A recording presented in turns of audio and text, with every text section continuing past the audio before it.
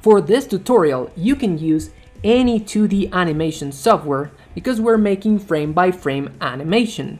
As you can see, I created my lightning strike 10 frames formula so you can copy it or follow it in any other software. This entire text is in the video description so you can copy it or take a screenshot in case you want it. For this tutorial, I'm gonna be using Blender. So we begin by creating a 2D animation file right here. Then we move the camera back so we can see the entire frame.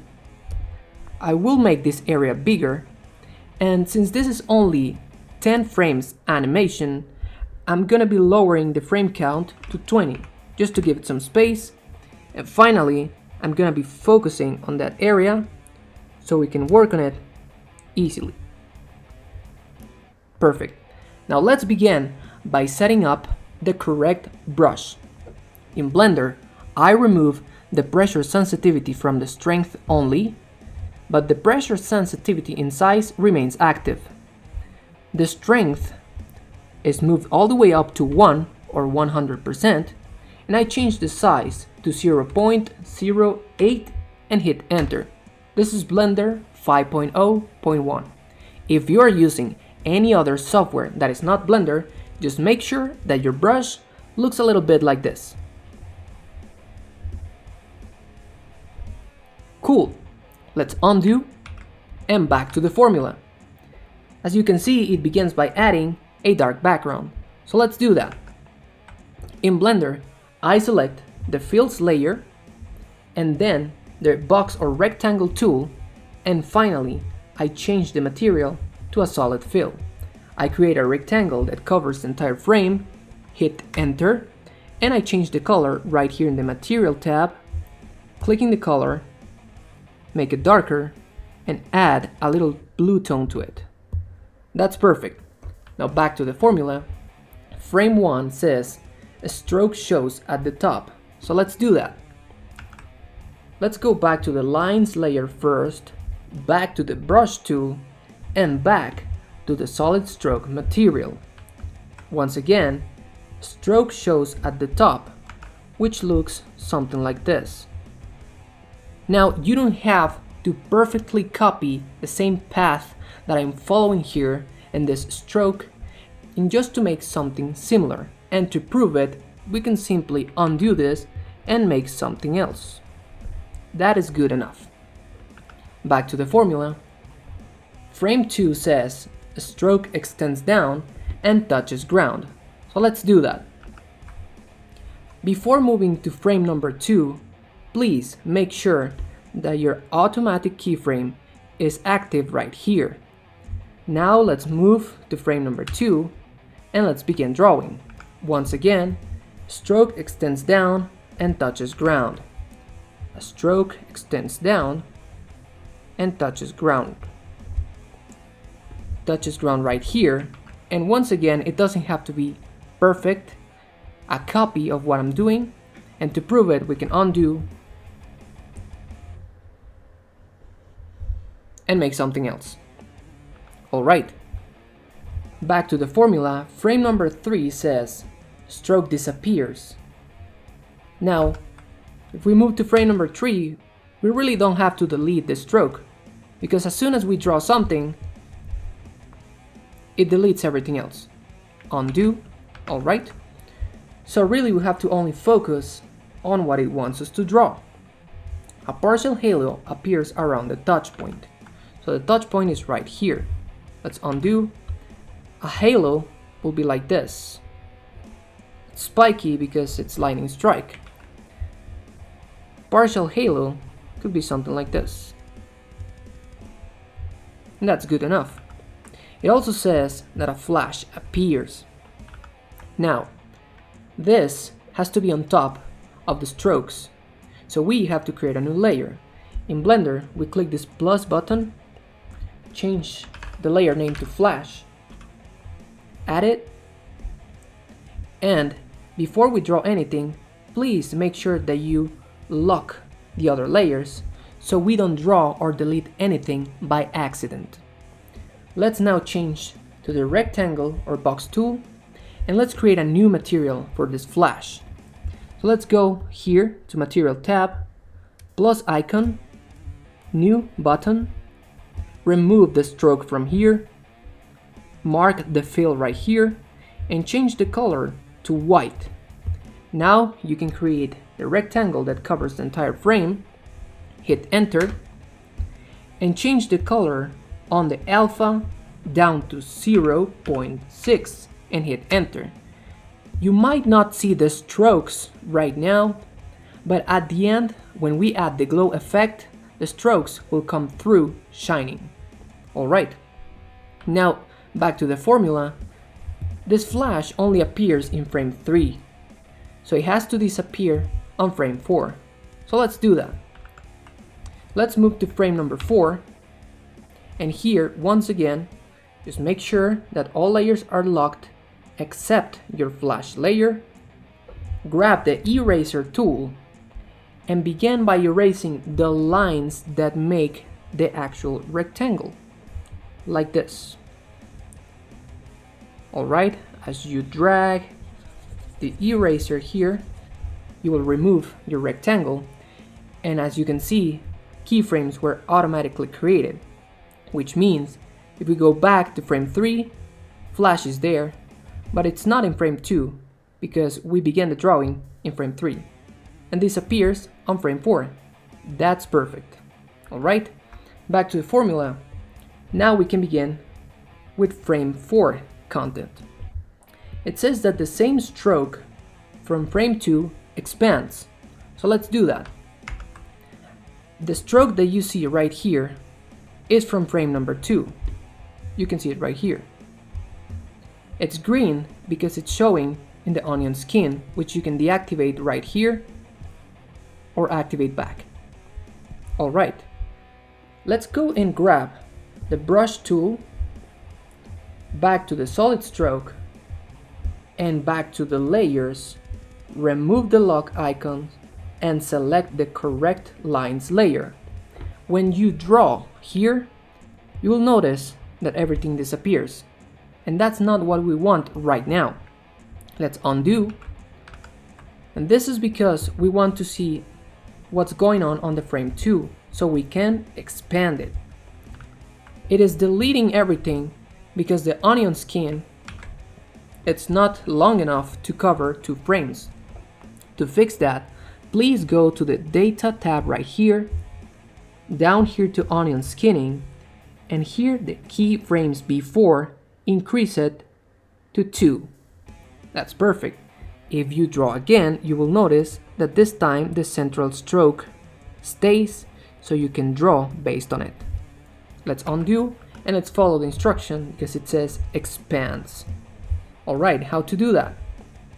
Expands means that we're gonna draw basically on the same place, but we're gonna make it a little bit wider. It's expanding around itself towards all directions, except on the ground, of course, because that's a touching point. It doesn't go any further than the ground. Alright, it also says shows a new extension. Alright, so a new extension can be drawn like this, undo, it can be drawn like this, undo, pretty much anywhere. I would like to do it in the middle, so let's do it like that. Perfect. It also says that the partial halo expands. We already know what expands means, so we're just gonna move this partial halo around itself towards all directions so it expands, right? Back to the formula, frame 5 says everything expands and the partial halo breaks. Okay, so frame number 5, everything expands, so everything, now we have a center line that is expanding, correct? We also have an extension right here. We will also expand it by moving it around itself to all directions, and since the partial halo is part of everything, it will also expand, but remember, it will break. So let's expand it and break it. So we draw around the partial halo, but we break it right there, so we make 2 pieces. And we repeat right here, and we're done. Alright, back to the formula. Frame 6 says the central stroke disappears. We already know, all we have to do is avoid drawing it, and then says everything else stays.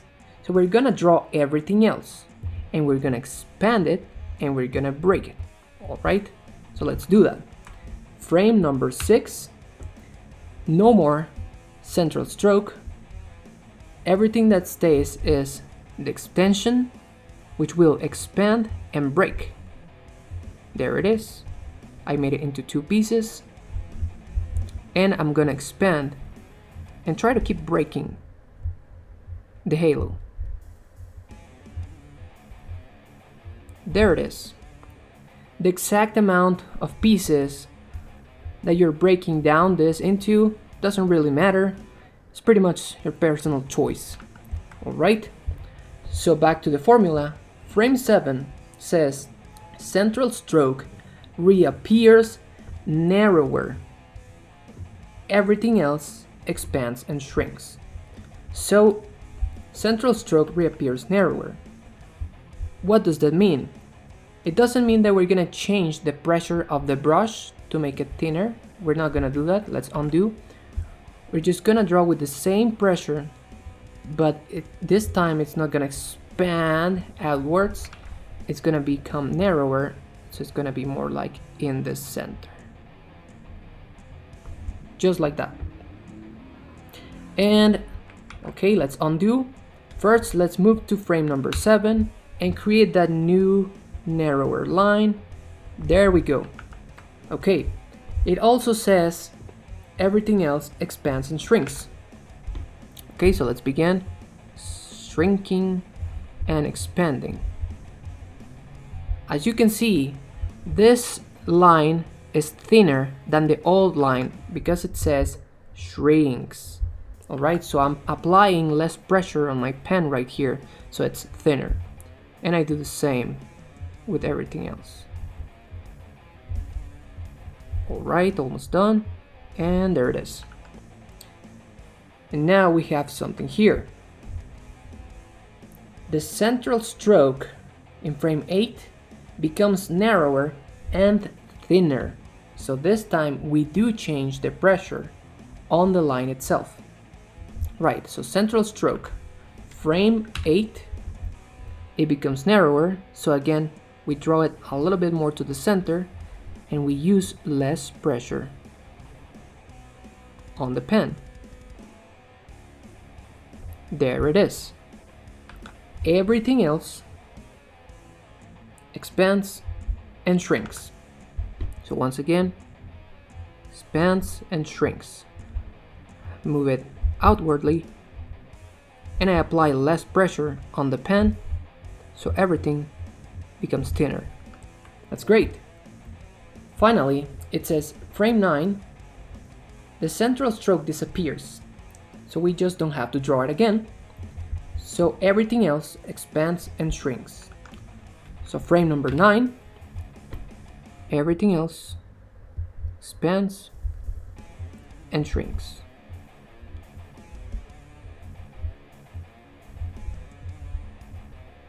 That's good. And finally, the frame 10 says nothing, so we still have something to do here. Because if we move to frame 10, we still have some activity going on. We don't need the onion skin right now anymore, so let's remove it right here. Frame number 10, we need to delete everything. So just make sure that you lock the flash, lock the fills, and work only on the lines layer. Select the eraser tool and erase any remaining particles.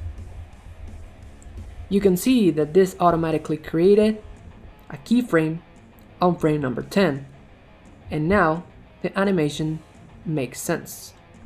If you play it, it looks a little bit like this. Finally, let's create the glow effect, which is actually kind of tricky in Blender, especially in Grease Pencil 5.0. Alright, so the Blender glow effect, it says rendered view plus compositor always. So render view, right here, we click it, and then right here, compositor always. That's it. Next, it says compositor window. So if you hover over right here until your cursor becomes this pointer that looks like a plus icon, then you hold your left click and drag it to the left, you'll create a new window. You change the window to the compositor, as it says right here, compositor window, and then you click new right here. Alright, now you're gonna create a glare between. So you here use Shift A, search, type in glare, hit the option, and then if you drop it right here, it will attach it automatically between. That's perfect. It says change strength and saturation. I discovered that the best settings for this is a strength of 10 as minimum and a maximum saturation of 2. Alright, now it also says convert streaks to glow. It's right here. We change it from streaks to bloom instead of glow, and we change the size. Right here, we change it all the way to 1. It says the tint is a stroke. What does that mean? Well, right now the stroke is black, correct? But the tint color will actually define the color of the stroke later on once everything is set up correctly. Finally, it says that you go to the material tab, which is right here. The color is the glow. So the color of your stroke right here, which is black, will determine the color of the glow. Lightning strike is usually blue, something like this.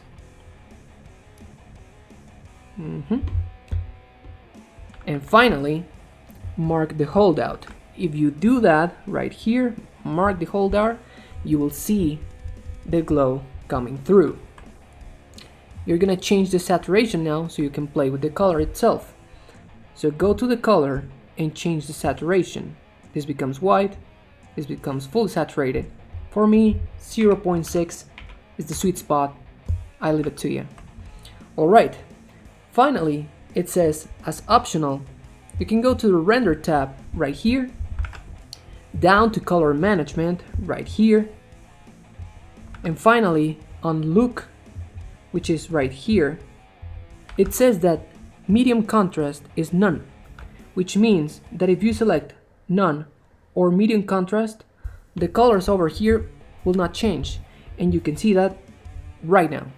It's nothing changed. If you choose any other value, like medium high contrast, you will see that the value changes. Here we go, let's click it. There it is. Everything looks like it has a higher contrast. It looks a little bit more cartoonish, in my opinion. So this is exactly what we're choosing, medium high. You can of course select anything that you want. Now you can close this window by right clicking on an empty area, close area. You can focus on your frame and you can finally see your animation. Now in my opinion, 2D VFX is the future of visual effects, because we have cool things like Arcane, for example, which is on Netflix. If you pay attention to modern animations like that, you will notice that the VFX are entirely 2D. Well, I hope you enjoyed this tutorial. Thank you for watching till the end. If you have any questions, please leave them down in the comments, and I thank you so much for your like and subscription, and see you on the next tutorial.